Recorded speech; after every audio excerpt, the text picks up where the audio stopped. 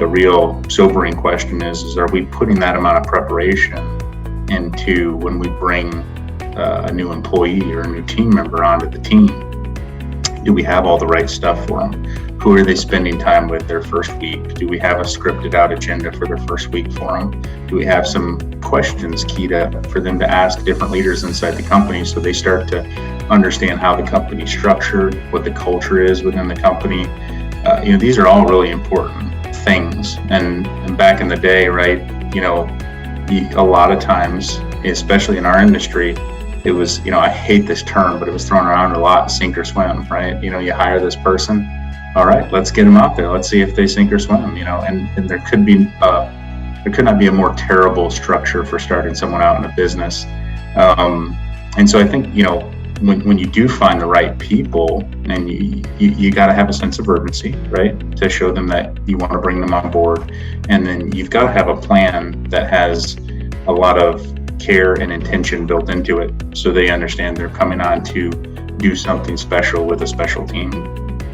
Every day of the week, I will totally put off hiring a team member if they're not the right person or the right fit. There's nothing worse for a culture than to bring someone on that's not the right fit or has a bad attitude. They're really competent, but they're not motivated, or they're motivated but they have a poor attitude and can't get along with anyone.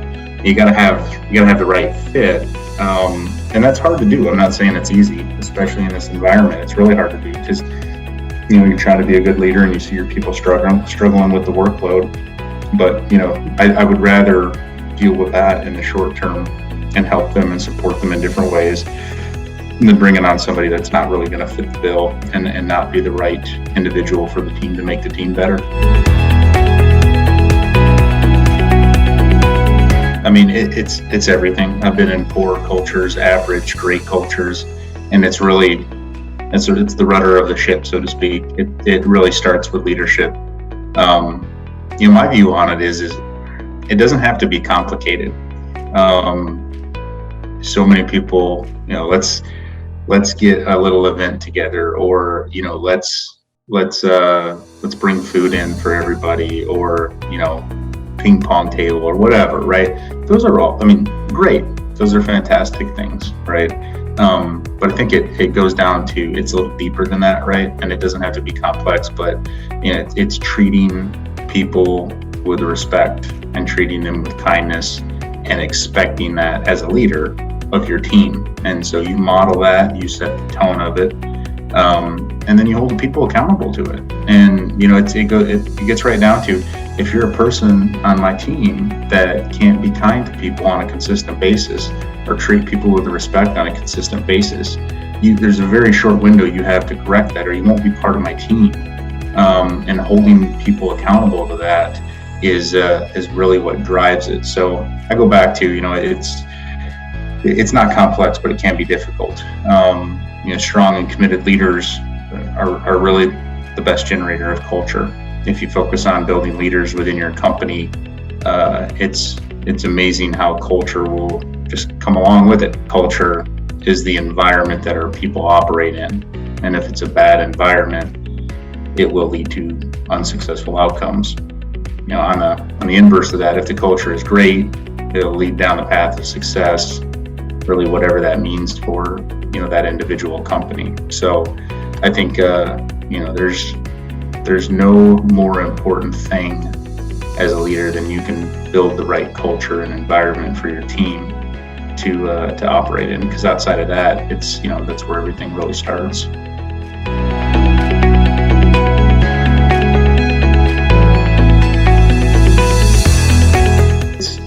It can be really simple stuff like, do you have a one-on-one set up with all your direct reports? Right. And in those one-on-ones, what are you talking about? Is it structured for you to get a report out, to go over a spreadsheet that you could just look at on your own time, right? Or is it set up with your team in mind? And then do you have that conversation with them before you start the one-on-one structure of, look, this is your time. I want you to feel like you're empowered, that if I ever start to turn this into something that seems like it's for me, and you reporting out, you have the ultimate right to call me on that, and we'll change course and pivot immediately and get back to it being about you.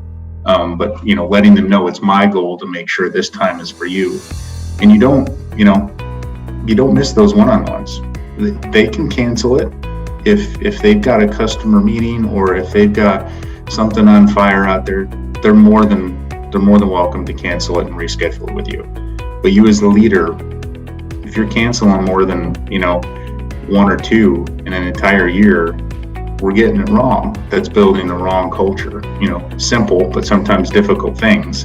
And I think making sure that your team understands that they come first by your actions is what really matters. And then you can model that and then talk with your team and coach your team up on, now what are you doing with your people, right, that you lead and manage, and how are let's talk about that. And is this, when you make that the centerpiece of your conversations with your team about our people, what are we doing? Did somebody do something great this week that we need to write a thank you note to somebody in our team for?